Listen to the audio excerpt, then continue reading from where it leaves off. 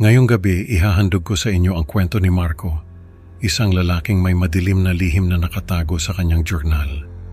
Sa bawat pahina ng kanyang tala-arawan, mababasa natin ang mga detalyadong krimen na kanyang ginawa at ang kanyang kakaibang kasiyahan sa bawat pagpatay.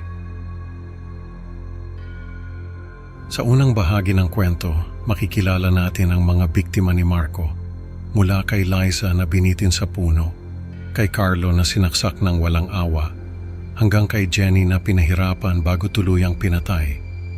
Samahan niyo ako at tuklasin ang mga misteryo at kabaliwan sa likod ng mga krimen ni Marco at paano niya pinaplano ang kanyang susunod na biktima. Isang gabi sa Makati, nakaupo si Marco sa kanyang maliit na apartment, tahimik na nagtatype sa kanyang laptop. Ang ilaw ng mga kalye ay sumisilip sa bintana, nagbibigay ng kaunting liwanag sa kanyang madilim na kwarto. Binuksan ni Marco ang kanyang journal at nagsimulang magsulat tungkol sa kanyang mga nagawa. Ang bawat detalye ng kanyang mga biktima ay malinaw niyang inilalarawan, mula sa kanilang mga pangalan hanggang sa paraan ng kanilang pagkamatay. Balang araw mahuhuli rin nila ako, bulong ni Marco sa sarili habang sinusulat ang kanyang mga iniisip. Pero hindi pa ngayon.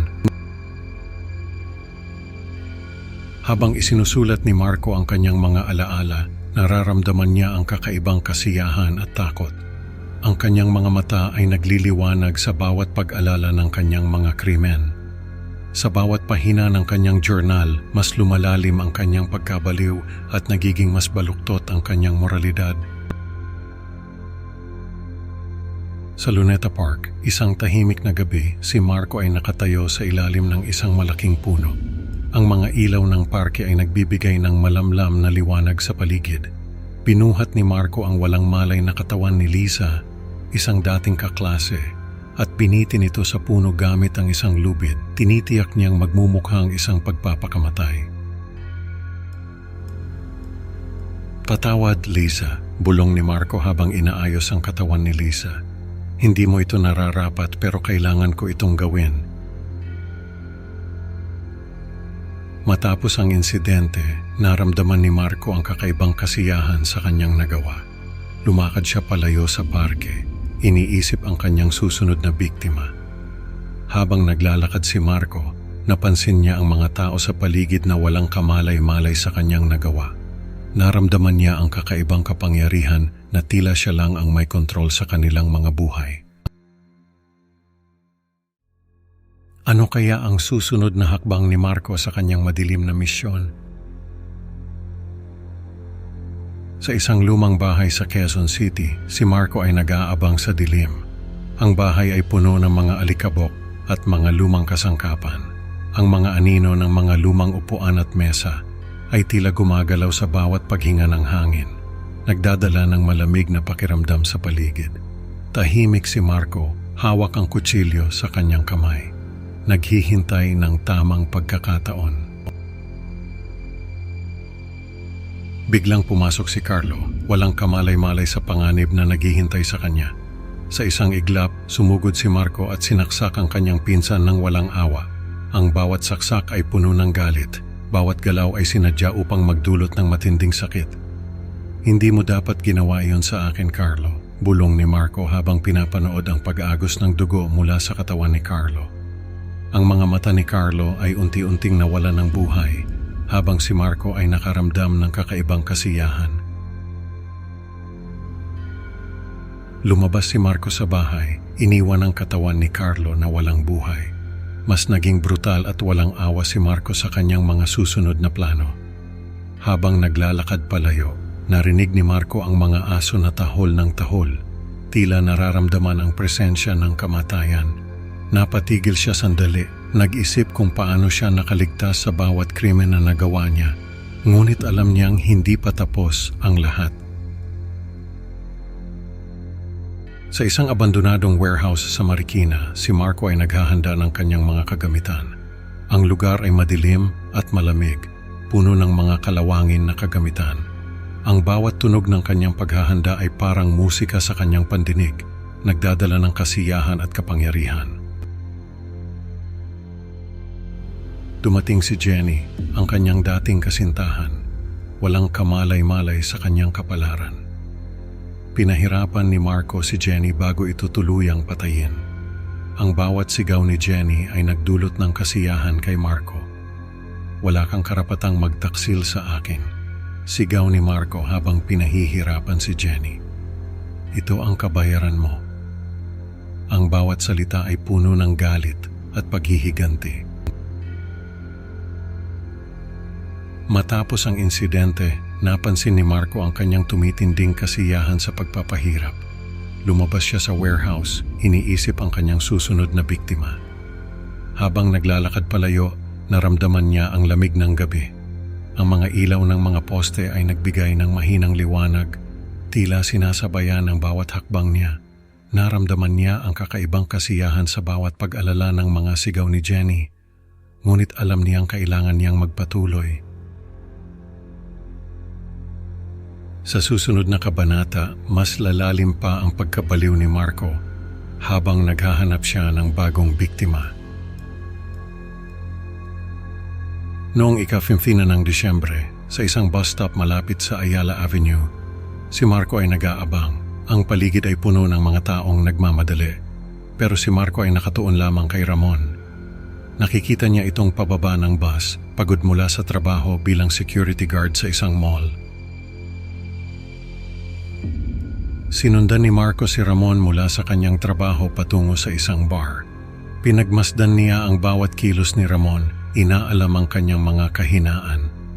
Hindi mo alam kung ano ang darating sa'yo, bulong ni Marco habang sinusundan si Ramon papunta sa kanyang apartment sa Mandaluyong. Sa bawat hakbang, pinaplano ni Marco ang kanyang susunod na galaw, iniisip kung paano niya gagawing perpekto ang kanyang susunod na krimen. Habang nasa bar, nakita ni Marco si Ramon na nakikipag-usap sa isang kaibigan. Napansin niya ang bawat detalye ng mukha ni Ramon, ang mga galaw ng kanyang kamay, at ang mga tawa na tila walang kamalay-malay sa panganib na paparating. Sa bawat obserbasyon, mas nagiging malinaw ang plano ni Marco. Sa apartment ni Ramon, si Marco ay nag-aabang sa dilim. Ang paligid ay tahimik, tanging ang tunog ng mga aircon ang maririnig. Inambush ni Marco si Ramon gamit ang isang stun gun. Pinahirapan niya si Ramon bago ito tuluyang patayin gamit ang isang baril. Ito ang kabayaran mo sa lahat ng kasamaan mo, sabi ni Marco habang pinapahirapan si Ramon. Nararamdaman ang kakaibang kasiyahan at kapangyarihan sa kanyang ginagawa. Kinabukasan, habang kumakain ng tapsilog sa isang karinderya sa Taguig, pinag-isipan ni Marco ang kanyang mga nagawa. Nararamdaman niya ang pagtaas ng kanyang kumpiyansa at ang kanyang pagnanais na ipagpatuloy ang kanyang misyon.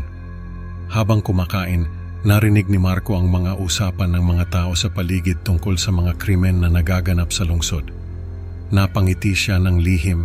Alam niyang walang kamalay-malay ang mga ito na siya ang may gawa. Habang nagmumuni-muni, naramdaman ni Marco ang pagtaas ng kanyang kumpiyansa at ang kanyang pagnanais na ipagpatuloy ang kanyang misyon. Ngunit sa kanyang pag-iisa, napagtanto niya na hindi niya kayang tumigil sa kanyang ginagawa. Kailangan niyang ipagpatuloy ang kanyang misyon upang mapawi ang kanyang nararamdamang pagkakasala at depresyon. Sa Lamesa Eco Park, naglalakad si Marco sa paligid ng parke. Ang paligid ay tahimik at puno ng mga puno at halaman. Sa bawat hakbang, naririnig niya ang kaluskos ng mga dahon at ang huni ng mga ibon. Ngunit sa kanyang isipan, hindi mapakali si Marco. Iniisip niya ang kanyang sariling pagkakasala at ang kalikasan ng kanyang mga biktima. Tinitingnan niya ang mga ito bilang mga salot sa lipunan, mga taong hindi karapat-dapat mabuhay. Lahat kayo ay nararapat lamang, bulong ni Marco sa sarili habang naglalakad sa parke. Ang mga mukha ng kanyang mga biktima ay naglalaro sa kanyang isipan, parang mga multo na hindi niya matakasan. Naramdaman niya ang matinding depression at nagpasya siyang maghanap ng bagong target. Napagtanto ni Marco na hindi niya kayang tumigil sa kanyang ginagawa. kailangan niyang ipagpatuloy ang kanyang misyon upang mapawi ang kanyang nararamdamang pagkakasala at depression.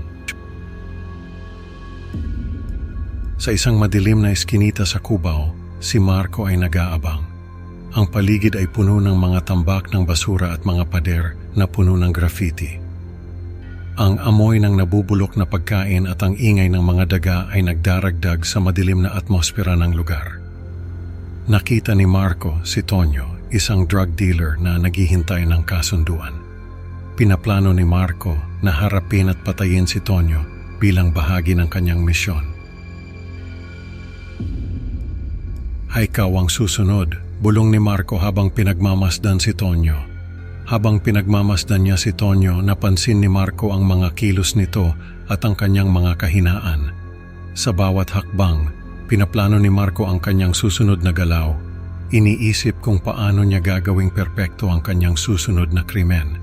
Sa kanyang isipan, nararamdaman ni Marco ang kasiyahan at kapangyarihan na dulot ng kanyang mga plano, habang ang kanyang pagkabaliw ay patuloy na lumalalim. Ngunit may isang bagay na hindi inaasahan ni Marco. Ang kwento ni Marco ay nagtuturo sa atin na ang kasamaan ay laging may kabayaran. Sa huli, mahuhuli rin siya ng batas. Maraming salamat sa pakikinig mga kaibigan. Huwag kalimutang mag-like at mag-subscribe para sa mas marami pang nakakatakot na kwento. Excited na akong makita kayo sa susunod na upload. Hanggang sa muli, mag-ingat kayo. Baka si Marco na ang susunod na makasalubong niyo.